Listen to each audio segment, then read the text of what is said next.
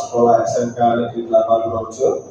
Yang saya hormati Bapak Ibu Guru SMK Negeri 8 Purworejo.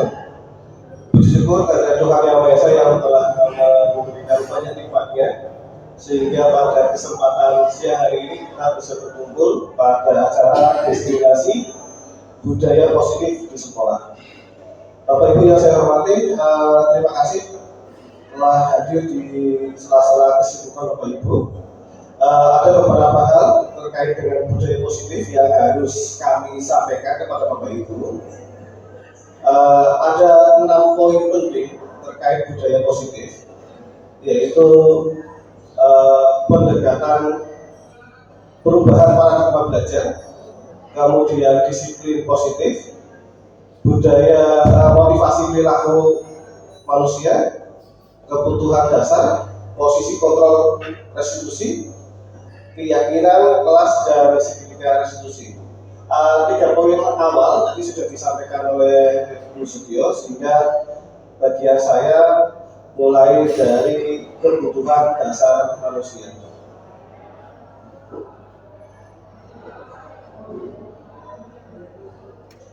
Bapak Ibu yang saya hormati, terkait dengan budaya dasar positif, terkait dengan budaya positif. Bapak Ibu, kondisi saya tak begini aja begini. Saya di sini lihat di sini kecil, yang besar ternyata. Terkait dengan budaya positif, dari tadi kita sudah membahas mengenai budaya positif, tapi ini blur nggak ini? Nggak blur ya? Oh, saya blur ya? Kayaknya harus ganti kacamata. Terkait dengan budaya positif, Bapak Ibu, budaya positif apa sih? Kadang-kadang kita sering dari tadi disampaikan tentang budaya positif. Budaya positif itu suatu keyakinan. Ketika saya yakin, kemudian ada keyakinan norma-norma.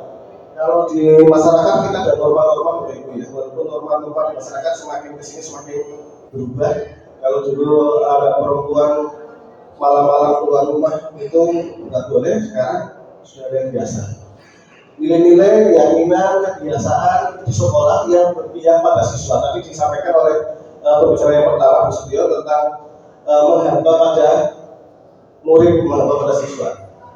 Jadi kebiasaan-kebiasaan ini, budaya-budaya positif ini, kita objeknya adalah siswa, Bapak Ibu. Jadi ketika kita paradigma sekolah itu kita bawa ke paradigma sebuah perusahaan atau sebuah toko, maka klien kita, pembeli kita, customer kita adalah siswa. Sehingga kita di sekolah ini melayani siswa, bukan sebaliknya, siswa yang melayani kita. Oke, jadi ada budaya positif yang harus dibangun di dalam sekolah, di mana budaya positif ini akan membuat siswa untuk menjadi pribadi yang bertanggung jawab. Pribadi yang bertanggung jawab seperti apa? Seperti itu, pribadi bertanggung jawab adalah dia itu yakin, dia punya apa namanya? Aku ini mentaati peraturan itu karena memang bukan karena hubungan. Aku datang ke sekolah itu bukan karena motivasi dari orang tua atau motivasi dari guru, tapi dia sudah punya motivasi sendiri. Ada tanggung jawab, dia punya konsekuensi. Saya nggak datang sekolah, ada konsekuensi yang harus saya tanggung. Saya nggak ikut upacara, ada konsekuensi yang harus saya tanggung dan sebagainya. Kemudian daya kritis itu bagaimana anak itu mengkritisi. Kemarin Bapak Ibu saya itu membuat keyakinan kelas, Bapak Ibu. Atau kalau zaman dulu namanya apa ya? Persetujuan kelas ya. Di kelas 10 TKRA. Salah satu poin itu anak itu memberikan Pak, bagaimana kalau datang tepat waktu, tidak cuma gurunya, tidak cuma muridnya, tapi juga gurunya. Waduh, Pak Dek ya, saya sudah sering pernah masa kelas itu. Jadi mau nggak mau setelah ada kebijakan itu,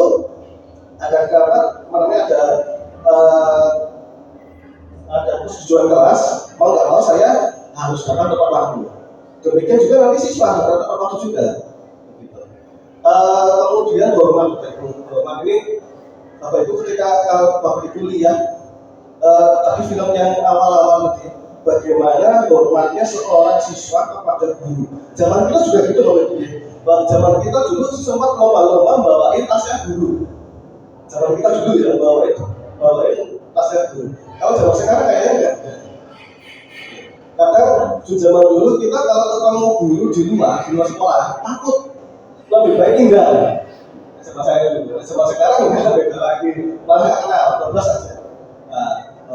Kemudian pengembangan, kenapa sih budaya positif ini perlu dikembangkan Bapak Ibu? Karena bagaimanapun juga budaya positif ini akan memberikan motivasi intrinsik tadi, motivasi yang dari dalam siswa. Jadi siswa itu dia termotivasi oleh dirinya sendiri.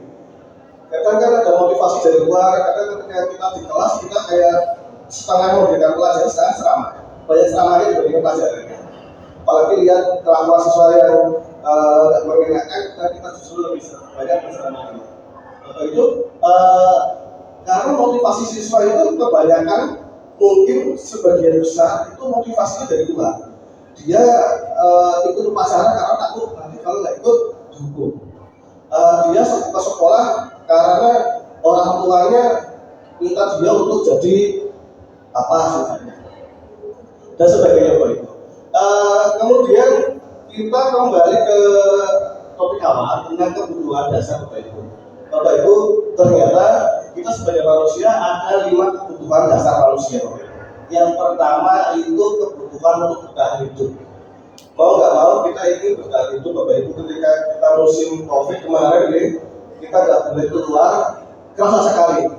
Kita mau belanja keluar susah. Pedagang asongan yang biasanya perlu pasol lewat sekarang nggak lewat sebagainya. Mau nggak mau kita harus bertahan hidup. Kemudian kebutuhan akan cinta kasih dan kasih sayang, love and belonging. Kebutuhan ini adalah kebutuhan untuk diterima. Kita mau nggak mau memang harus mencintai dan dicintai. Ada suami kita, ada istri kita di rumah, ada anak kita. Tidak terbayang ketika di rumah sepi. Saya mulai merasakan Bapak Ibu, makanya berangkat 1 tinggal 3, tapi berangkat lagi tinggal 12 sepertinya lama-lama tinggal berjual di rumah ya, tapi lama-lama ini ya akan merasakannya. Kemudian yang ketiga, kebebasan. Anak-anak kita juga mungkin butuh kebebasan Bapak Ibu. Siswa-siswa kita butuh kebebasan. Makanya kemarin kalau nggak salah minta hari Kamis diberi kebebasan menggunakan sepatu non hitam gitu. Kemarin anak-anak itu pengennya hari Kamis itu sepatunya warna-warni dan sebagainya. Tapi selain Kamis nggak boleh. Boleh sih dari Sabtu sama Minggu. Kemudian kesenangan Bapak Ibu tadi disebutkan tadi oleh pembicara yang pertama, Ibu Setio, bahwasanya anak-anak itu jadi dirinya dia itu bermain, seneng, ingin seneng-seneng. Jangankan anak-anak kita juga ingin seneng-seneng Ibu ya, healing gitu ya. Siapa kerja terus ya, ngurusi apa namanya nilai, ngurusi murid, ngurusi apalagi macam-macam. Apalagi Bapak Ibu harus ngurusi dapur dan sebagainya, ada job di sekolah sebagai guru, di rumah sebagai ibu rumah tangga. Mesti inginnya ketika dalam luang disenang-senang, kesenangan. Kemudian penguasaan di sini artinya power. Ingin diajeni. Siswa juga demikian, ingin diajeni. Bagaimana siswa itu ketika saya masih ingat Bapak Ibu, kelas 10 TB zaman dulu itu ada yang maaf kurang begitu agak ya akhirnya pindah itu loh. Jadi lintang. Waktu itu saya kasih soal, kemudian lintang saya dekati, saya kasih jawabannya, kemudian kasih lintang suruh maju. Ternyata begitu lintang maju, dia nulis jawaban yang saya kasihkan, senang banget karena betul. Saya puji di depan umumnya, senang banget, senyum-senyum sendiri gitu ya. Gitu. Jadi memang seperti itu. Jadi dia pengen di apa ya, ada buat pengakuan. Saya mampu, saya bisa. Ya. Kemudian Bapak Ibu, tindakan yang negatif dari murid.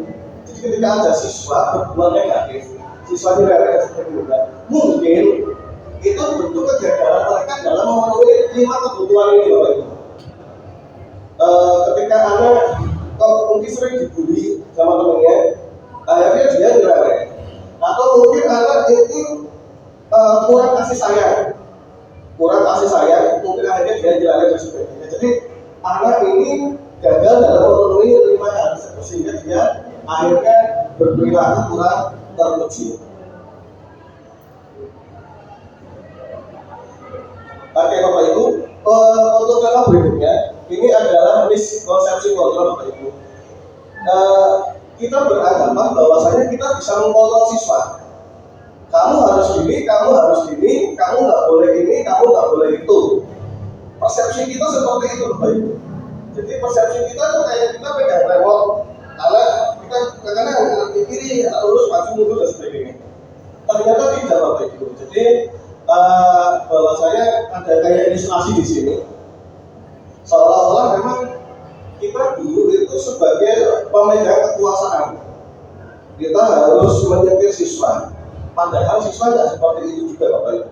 Karena siswa ini, apalagi siswa kita sudah siswa yang dewasa, dia punya akal, dia punya pikiran, dia punya perasaan juga. Nah, ada 5 posisi kontrol ini. Yang pertama adalah penghukum.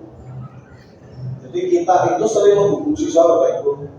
Mau nggak mau, apalagi di SMK, ya, anak yang begitu heterogen, menghukum siswa, kita sering pada posisi menghukum. Kita sering memberikan aturan. Kamu harus patuhi aturan ini, kamu harus patuhi aturan ini. Beda halnya ketika ada keyakinan kelas itu siswa yang mengusulkan sendiri mana yang boleh, mana yang tidak boleh, dan kemudian kita persetujui bersama. Seperti yang lagi dibikin oleh OSIS ya Bapak ini untuk tata siswa ya, MPK seperti itu. Usulan dari siswa, ya, usulan dari mereka, kemudian mereka ketika usul, berarti mereka harus konsekuen. Nah, kalau kita seringnya pakai pada posisi pertama, posisi hukum. Kedua Bapak Ibu, kita sering membuat pada posisi kedua, membuat orang merasa bersalah. Biasanya kita sering bilang kasih orang tuamu, ya, kalau kamu kayak gini terus, nanti orang tuamu bagaimana? Orang tuamu itu sudah berusaha pamit tulang, kerja untuk biaya sekolah, ternyata kamu masih seperti ini dan sebagainya.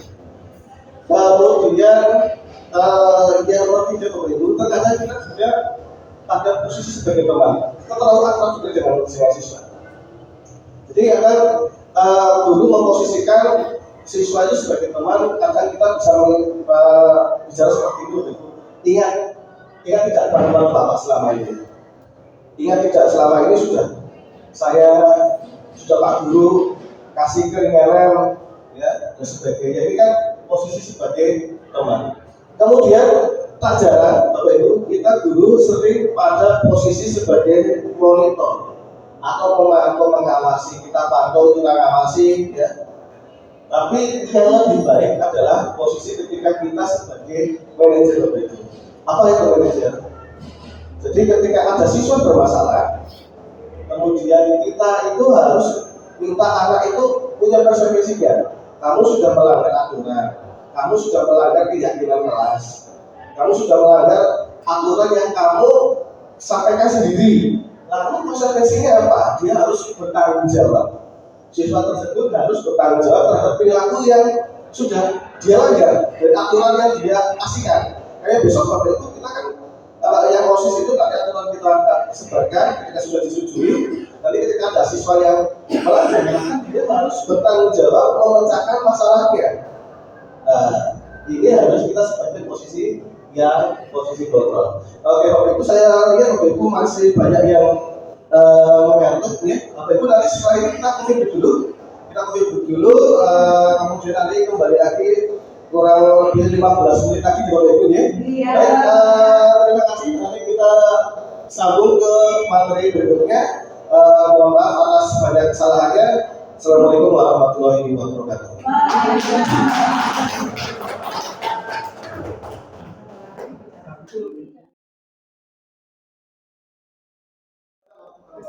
Assalamualaikum warahmatullahi wabarakatuh. Bapak Ibu yang saya hormati, selamat datang kembali di acara diseminasi setelah coffee break.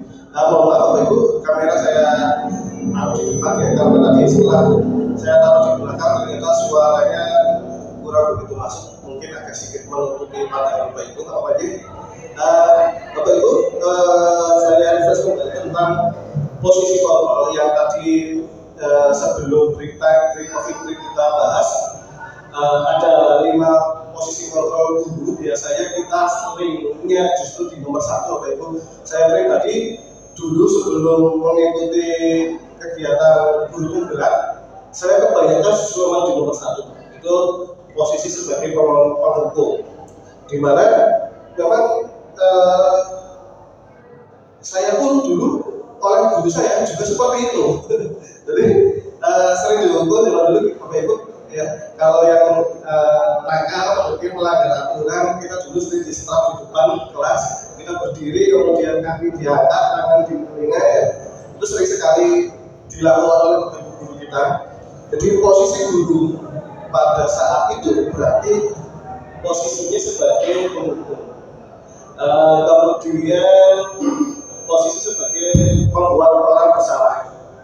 Pada posisi ini biasanya guru akan mengadakan pendekatan kepada siswa, dan di mana pendekatan itu akan membuat siswa itu bersalah. Dia salah, kamu salah,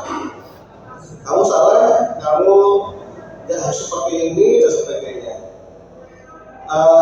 Kemudian biasanya menyinggung masalah orang tua, hasil orang tuamu sudah menyekolahkan, membiayainya dan sebagainya. Jadi siswa itu dianggap apa dibikin dia salah. Dan terkadang yang mungkin Bapak Ibu pernah merasakan ini dibikin salah di depan teman-teman yang lain. Itu jadi Bapak Ibu pernah mungkin waktu sekolah disuruh maju, kemudian nggak bisa, kemudian dikata-katain misalnya, dan itu mungkin sampai sekarang terngiang-ngiang di benak Bapak Ibu. Ya, jadi dipermalukan di depan kelas. Nah, ini ya, Bapak. Kemudian sebagai pemain tadi sudah kita bahas, sebagai monitor sudah kita bahas, dan terakhir tadi sebagai manajer sebelum kita tadi coffee break, ya Bapak Ibu ya. Oke, monggo Pak, silakan masuk ya. Ya, belum mulai. Ya, monggo. Kemudian ke tema berikutnya yaitu keyakinan kelas. Jadi sempat saya singgung tentang keyakinan kelas. Keyakinan kelas ini bersifat abstrak. Abstrak maksudnya bagaimana Bapak Ibu? Maksudnya ini adalah aturan yang lebih rinci dan konkret. Maksudnya apa Bapak Ibu? Selama ini kan kita ada yang karena ditempel di tembok di Bapak Ibu. Itu ada tata tertib. Ada tata tertib siswa harus seperti ini, siswa harus ini dan sebagainya, ada hukumannya, ada tertib sekolah gitu ya.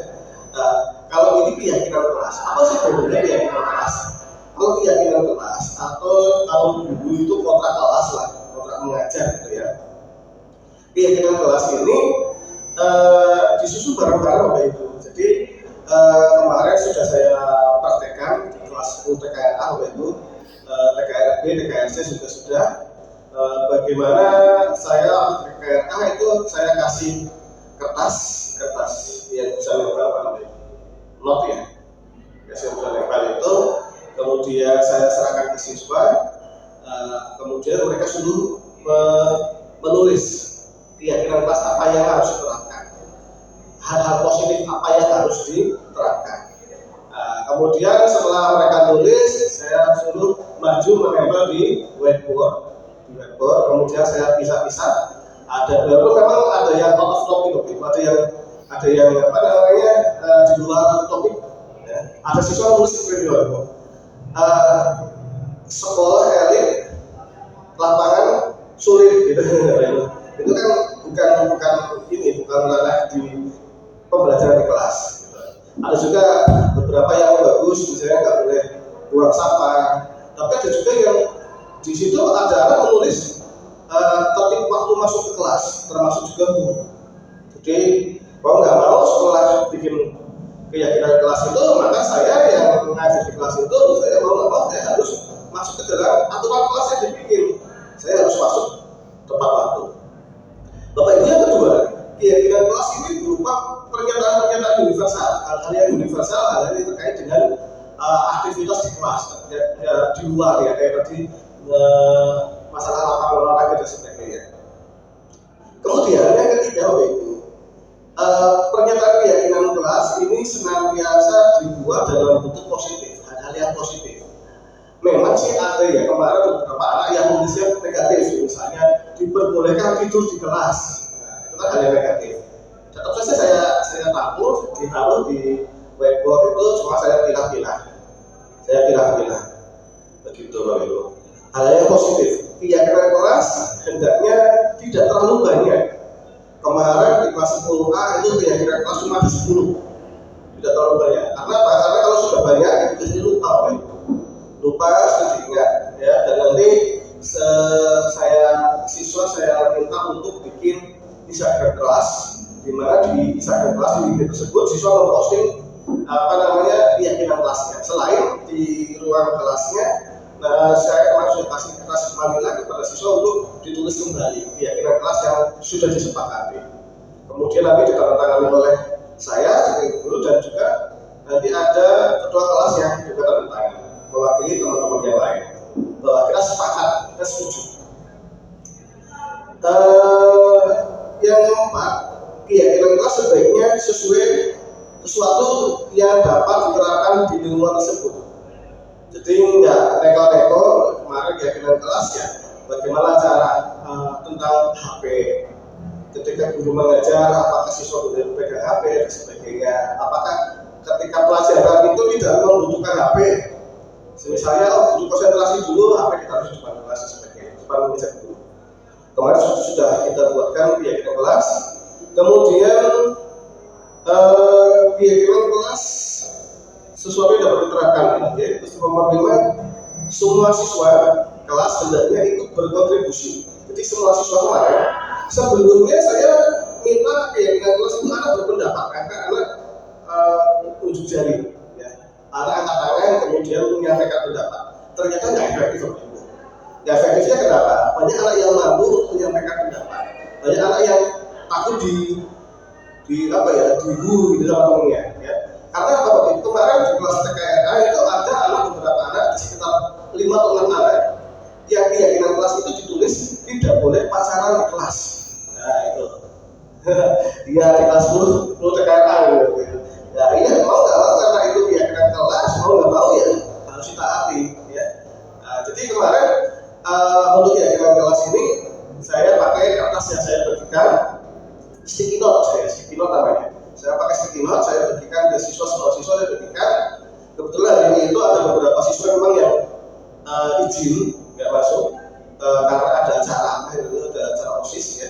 Kemudian sisanya masih mayoritas ada banyak. Kemudian mereka mau menulis karena saya bagikan kertas, mereka tulis dan tidak usah ditulis namanya. Jadi nolnya tanpa nama. Saya kasihkan sedikit note, kemudian mereka menulis, kemudian saya tempelkan, mereka menempelkan sendiri. Yang kelima, bersedia meninjau kembali keyakinan kelas dari waktu ke waktu. Jadi keyakinan kelas itu bisa relatif, ketika keyakinan kelas itu kok ternyata setelah diterapkan kok ada kontranya, ya nanti bisa ditinjau ulang. Berikutnya Bapak Ibu, tentang menghukum keyakinan kelas dan menghukum Bapak Ibu. Sebentar, ini dengan keyakinan kelas yang sebelumnya Bapak Ibu. Oke, nanti videonya saya di akhir nanti Bapak Ibu, dan saya akan tunjukkan bagaimana proses tentang proses tentang keyakinan kelas di 10 TKRA yang sudah kemarin sudah dibikin.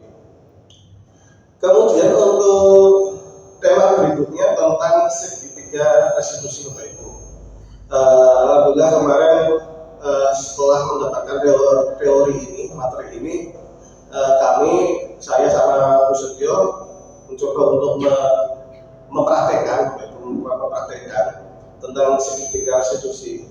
Dan ini memang ketika kita di sekolah SMK, di mana sekolah SMK kebanyakan cowok, ada banyak yang cewek sekarang, bagaimana tentang kenakalan remaja dan sebagainya, ternyata segitiga restitusi ini bisa kita terapkan. Sebelum kita tentang panjang lebar tentang segitiga restitusi, ya saya akan coba untuk menerangkan sedikit apa itu restitusi. Restitusi adalah suatu tindakan yang digunakan oleh guru untuk membuat murid memperbaiki kesalahannya. Jadi intinya murid itu yang pernah berbuat salah, kemudian kita ubah pola pikirnya, kita ubah caranya agar selanjutnya tidak membuat kesalahan yang sama.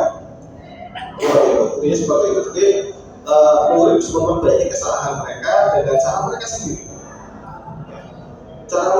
Jadi bukan dengan cara kita, cara mereka sendiri. Bagaimana mungkin anak punya usul atau punya hal-hal yang lain agar kejadian kesalahan hari ini tidak terulang lagi di hari berikutnya lagi. Kalau kita kaitkan segitiga restitusi dengan posisi kontrol yang tadi sebelumnya sudah saya sampaikan di bawah ini, itu berarti kita posisi kontrolnya ada di di manajemen, ya, di manajer. Lalu langkah-langkahnya bagaimana sih ketika kita melaksanakan segitiga restitusi? Langkah-langkahnya yang pertama adalah kita menstabilkan identitas. Apa itu menstabilkan identitas? Maksudnya kita itu jangan langsung aku salah, ya, tapi kita mengalami dulu, dikalungkan. Anak itu dibobong dulu, ya. Kita bisa katakan bahwasanya semua orang pernah berbuat salah, ya. Semua orang berbuat salah. Salah itu lumrah, manusiawi. Nah, ketika siswa itu seperti itu kan, dia nggak merasa tersudutkan. Kemudian kita mengadakan validasi tindakan yang salah. Salahnya kenapa? Semua perilaku itu pasti ada alasannya. Misalnya siswa dapat terlambat atau siswa nyontok, itu alasannya apa? Kenapa dia dapat terlambat? Pasti ada alasannya. Nggak mungkin tanpa alasan, karena manusia berbuat pasti ada alasan. Kemudian yang terakhir itu meyakinkan, menanyakan keyakinan. Kita semua memiliki motivasi internal. Jadi bagaimana nanti anak itu kita bimbing, kalau enggak karena itu bisa ada motivasi dari dalam diri mereka untuk tidak mengulangi kesalahannya, ya, tidak mengulangi kesalahannya. Nah, seperti apa contohnya? Bapak ini saya coba untuk putarkan video ini, Bapak. Semoga bisa terlihat.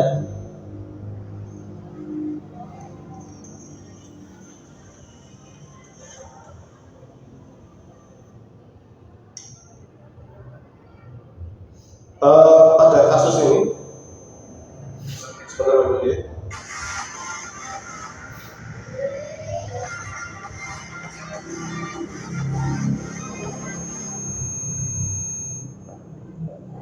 Nah, Bapak Ibu, agak mundur ya.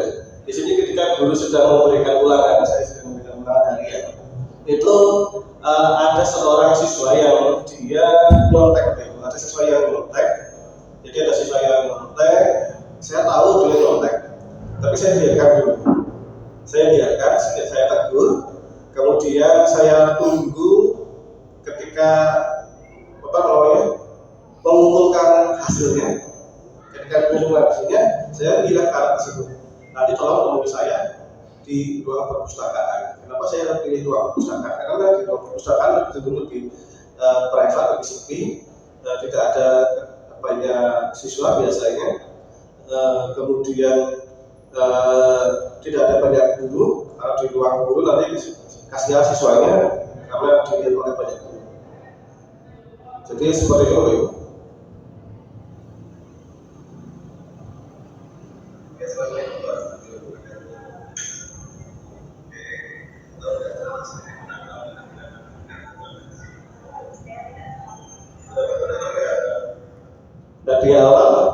di awal siswa itu nggak tahu ketika mungkin dikiranya saya waktu itu nggak lihat ketika dia itu nonton. Ketika saya coba bertanya-tanya lagi, ternyata beliau anak siswa tersebut mengatakan kalau dia telah nonton.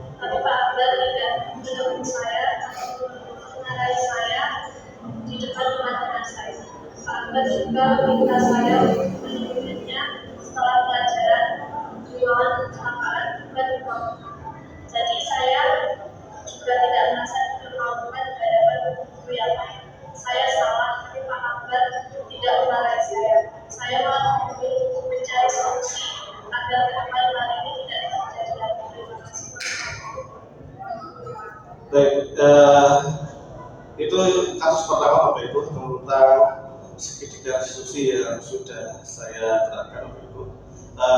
Jadi nanti mungkin setelah sosialisasi ini tentang budaya positif, Bapak Ibu bisa mencoba untuk melakukan segitiga diskusi kepada siswa yang melanggar keyakinan kelas. Jadi kita menghubungi mereka untuk memecahkan masalahnya, ya, bertanggung jawab terhadap apa yang sudah dilaksanakan. Demikian Bapak Ibu terkait dengan budaya positif yang ingin kami sosialisasikan pada siang hingga sore hari ini. Terima kasih, saya lihat sudah banyak yang gelisah karena sudah siap untuk presensi di Bapak Ibu ya. Baik, saya akhiri diseminasi pada siang sore hari ini. Mohon maaf bila banyak kesalahannya. Terima kasih atas kehadirannya. Assalamualaikum warahmatullahi wabarakatuh.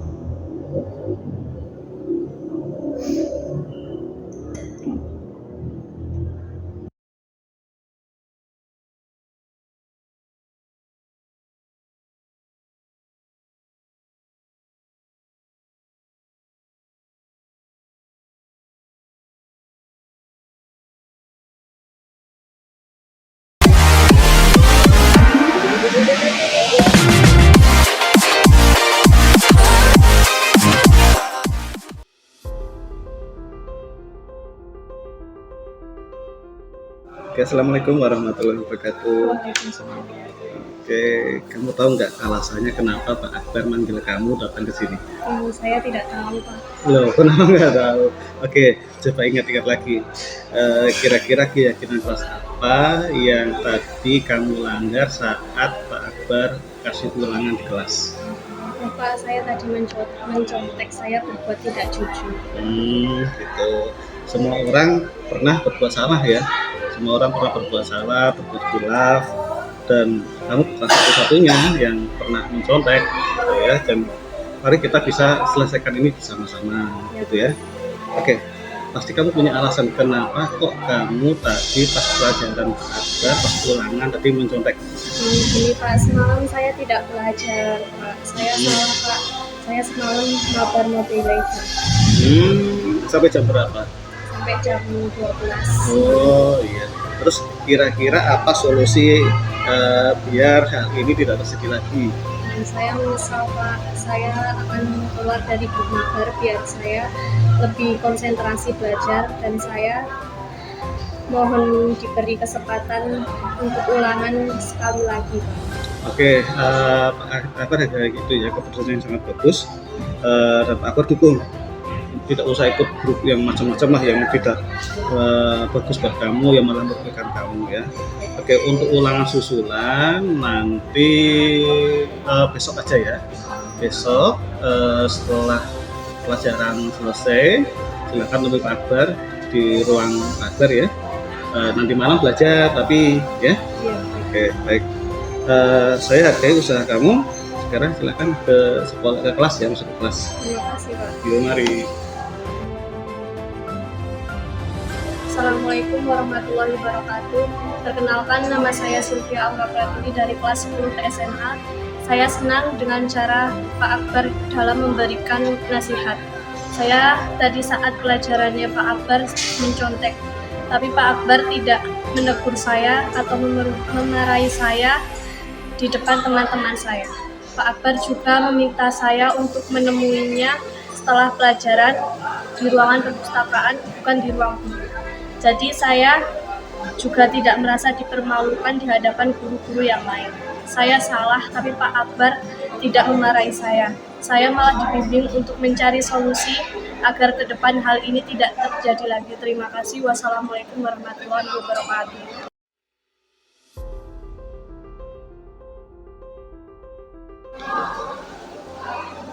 Silakan duduk Mas. Ya, duduk. Oke, kamu tahu nggak alasannya kenapa Pak Akbar meminta kamu datang ke ruang ini? Tahu Pak, hari ini saya terlambat datang ke sekolah. Oke, semua orang pasti pernah berbuat salah ya Mas ya. Dan kamu bukan satu-satunya yang pernah melakukan kesalahan ini, banyak temanmu juga yang lain gitu ya.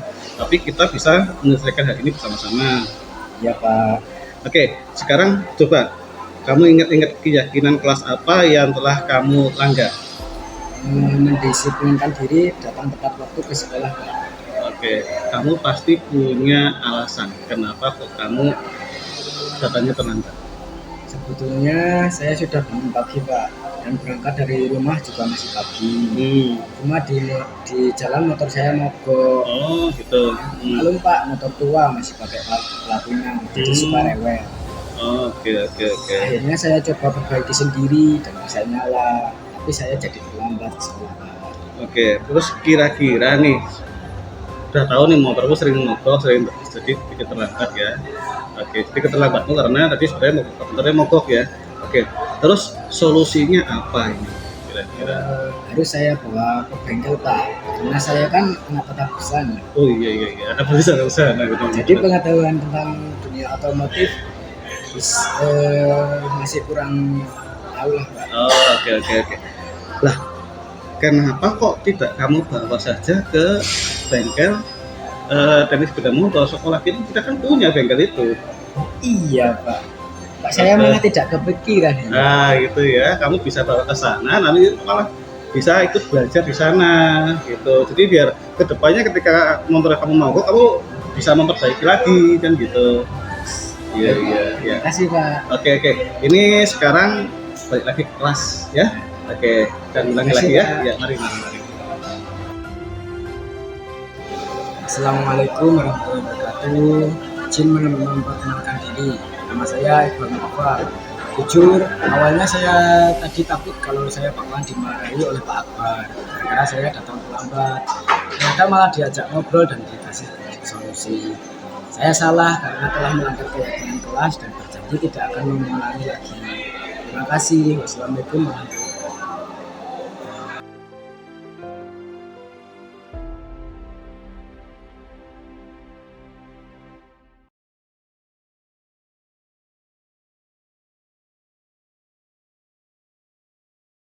Oke, assalamualaikum warahmatullahi wabarakatuh. Good afternoon. How are you today? I'm very well, thank you. Oke, hari ini kita akan membuat keyakinan kelas. Ya, apa itu keyakinan kelas? Ya, keyakinan kelas itu apa? Kalau keyakinan kelas adalah peraturan yang dibuat oleh kalian nanti. Ya, kalian ini kan ingin kelas ini berjalan dengan lancar, berjalan dengan bagus ya, pembelajarannya kondusif ya, kemudian tidak ada yang saling bully, kemudian gurunya mengajar juga dengan santai dan enak ya. Jadi nanti silakan saya sediakan sticky note ya, silakan kalian tulis. Sekarang memasuki pelajaran jam ke-8. It's time for the 8th lesson. Oke, jadi nanti kalian silakan tulis di sini ya.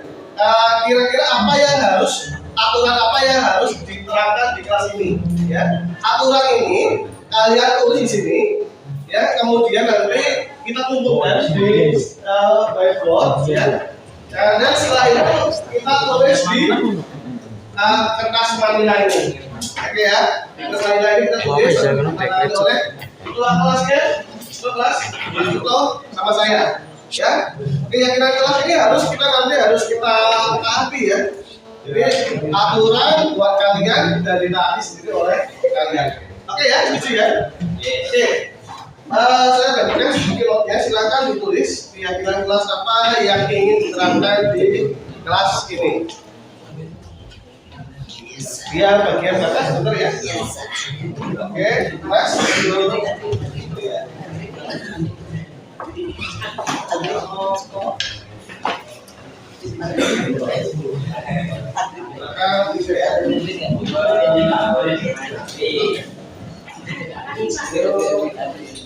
Maka 1, 2, 3, 4 dulu, 1, 2, 3.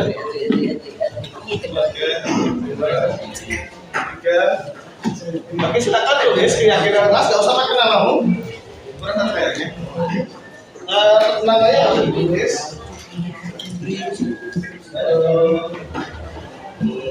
Silakan tulis keyakinan kelas. Apa yang harus kalian lakukan, apa yang tidak boleh kalian lakukan, ya. Biar cita-cita kalian tercapai.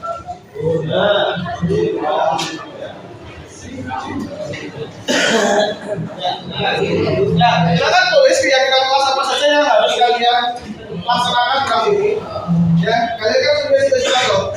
Saya ingin jadi apa? Nah, biar pembelajarannya menyenangkan, biar suasana kita menyenangkan.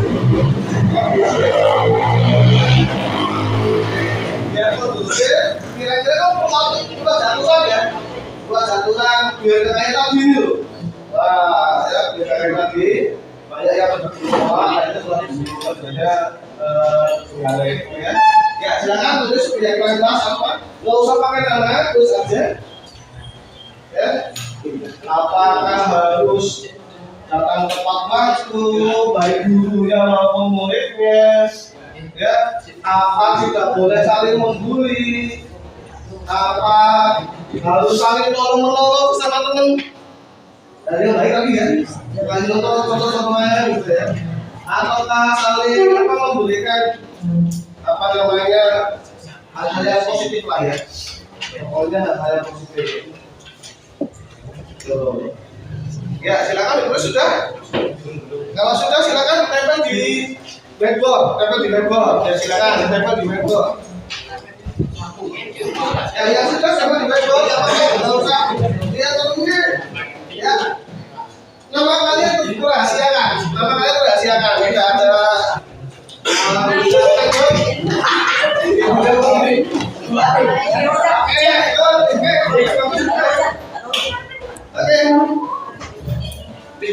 Oke, bagus. Yuk, pasien ada yang masih tulis? Boleh. Masih satu lagi masalah saya.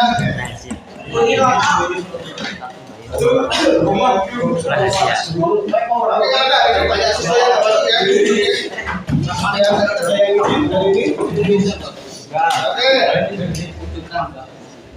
Oke, saya bacakan masalah ya. Oke.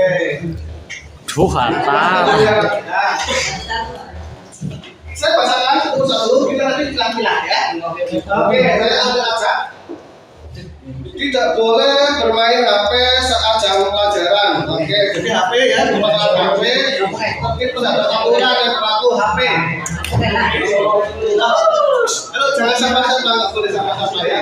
Oke, kita bersama masalah HP ya. Oke, HP sama aturan. Oke. Dan saya ambil tidak boleh pacaran di kelas. Oke, pacaran di kelas.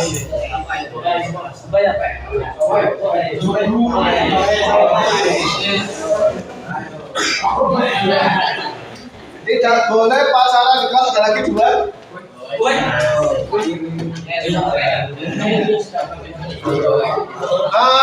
Tidak boleh pacaran di kelas dan tidak boleh membeda-bedakan teman.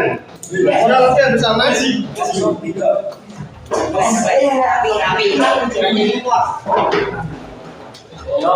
Ya, oke. Tidak boleh membuang sampah. Masalah sampah, tidak boleh buang sampah. Kita misalkan sampah. Iya. Tidak boleh buang sampah sembarangan. Bagus ini oke. Tidak boleh pacaran di kelas.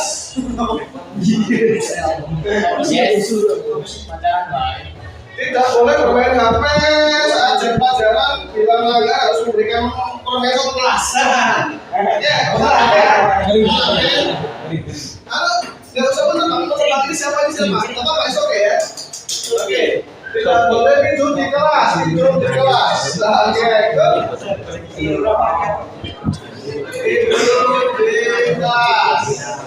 Oke.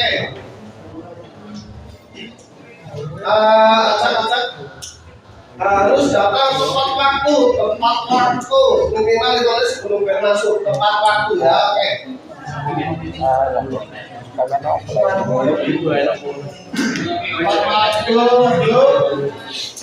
Tidak boleh berpacaran di kelas.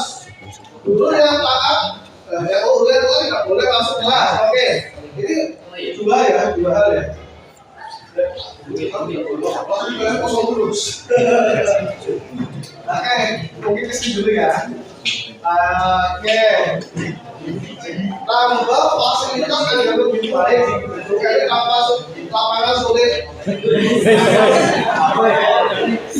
Kalau ini kayaknya bukan ke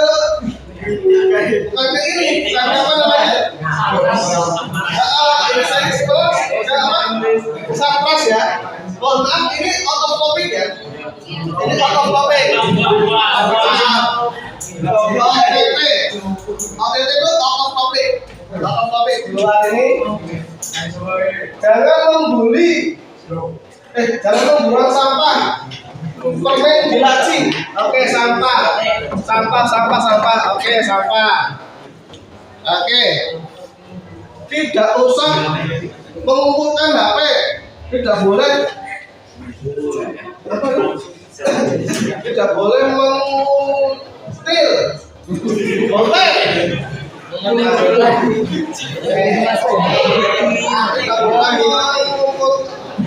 menjulurkan, mengumpulkan. Ini HP.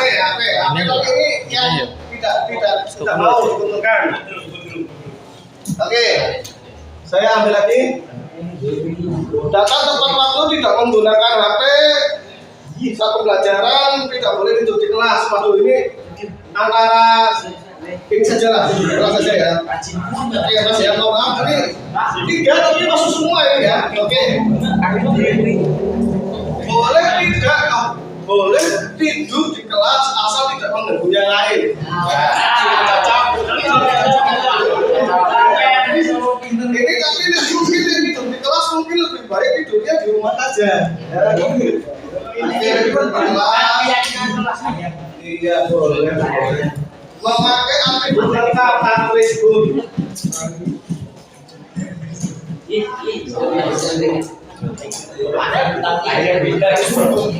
Dilarang pacaran di kelas, dilarang bermain HP saat pembelajaran berlangsung. Ketika guru tidak ada dalam kelas lebih dari 10 menit lama kekurangan tidak dianggap tidak mengajar. Oke, ini masuk kemana ya? Jarang pacaran di sini. Dilarang main HP masuk ke sini. Tempat waktu, oke lah, tempat waktu masuk ini foto itu dalam selalu sendiri ya. Oke. Apa ini tidak boleh tidur di kelas saat pelajaran? Oke, tidur. Oke. Banyak yang terwakili ini ya. Tidak menghukum siswa yang terlambat dan tidur di kelas. Ini mana itu? Ada temannya ya? Oke ya? Di jalan ini juga kalian ini juga ya. Kalau yang ini kan ke ini ya boleh ke Sarkas. Oke itu. Tapi ya sebelah kanan yang tidak gitu ya. Oke. Kalau yang sebelah kanan itu yang kontra, yang ini yang pro. Oke. Jangan membuang sampah, bagus nih, jangan membuang sampah di temannya. Oh, di luar kelas, di loker kelas.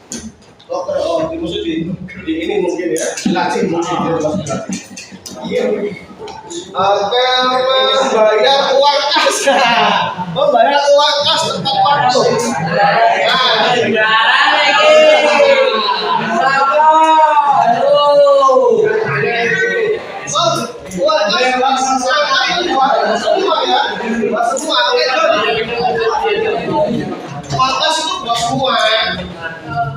Jika belum sholat, wah ini bagus sih. Jika belum sholat saat pelajaran dimulai, maka guru memperbolehkan sholat. Bagus nih ya. Sholat. Oke,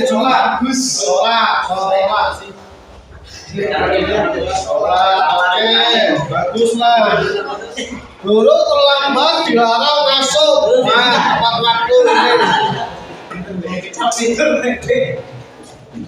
Tapi ya saya yakin nanti banyak pelajaran kosong. Jangan membuang sampah di jendela. Bagus nih. Cocok tak ini? Ya? Cocok nih. Kompak dalam segala kegiatan. Wah, kompak dalam segala kegiatan. Sholat pada jamnya. Cocok ini. Sholat pada jamnya. Anak soleh. Selalu kerjasama dalam menyelesaikan masalah apapun. Kompak ya. Selalu kerjasama. Solid, kompak, solid. Oke, kompak, solid. Solidaritas. Tidak boleh memanggil nama temannya dengan nama orang tuanya. Bullying.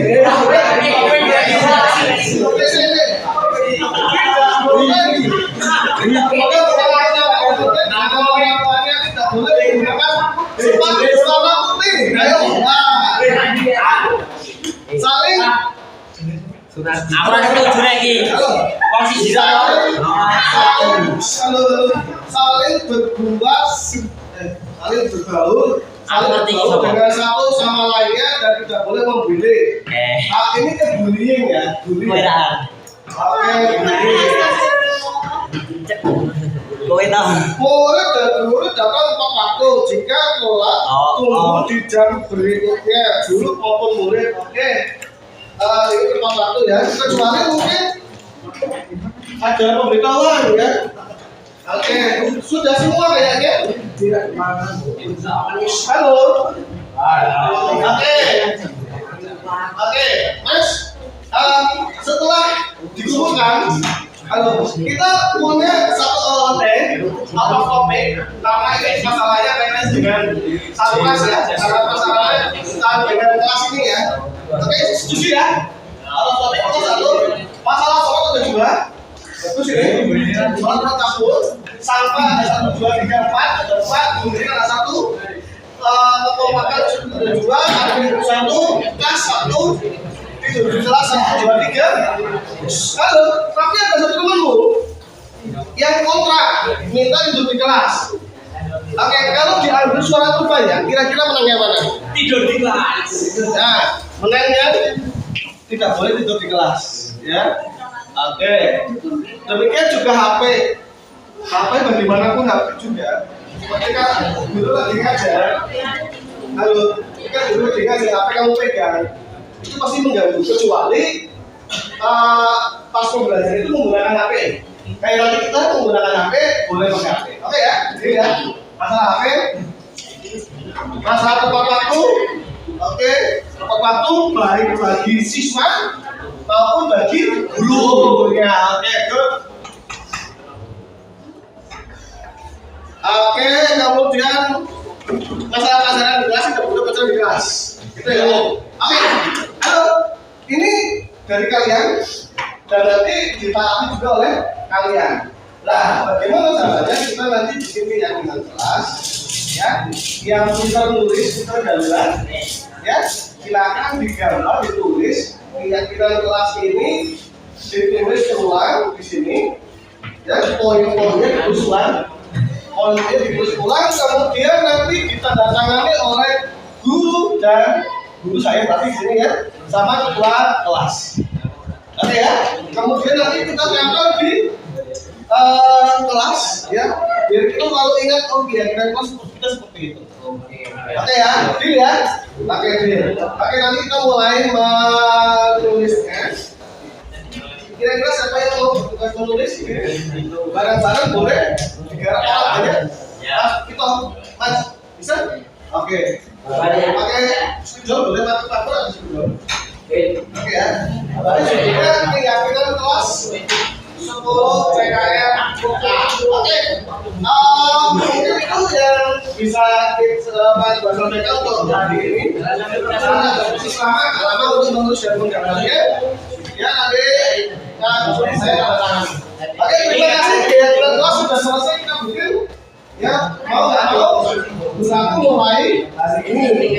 Ya, boleh hari ini mas. Hari ini ada tadinya boleh pakai nama bapak orang tuanya. Ya, kemudian kalau buang sampah.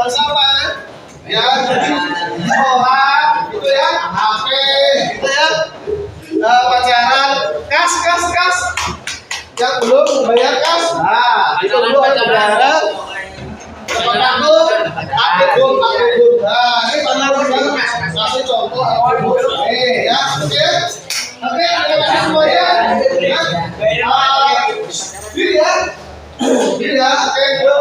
assalamualaikum warahmatullahi wabarakatuh.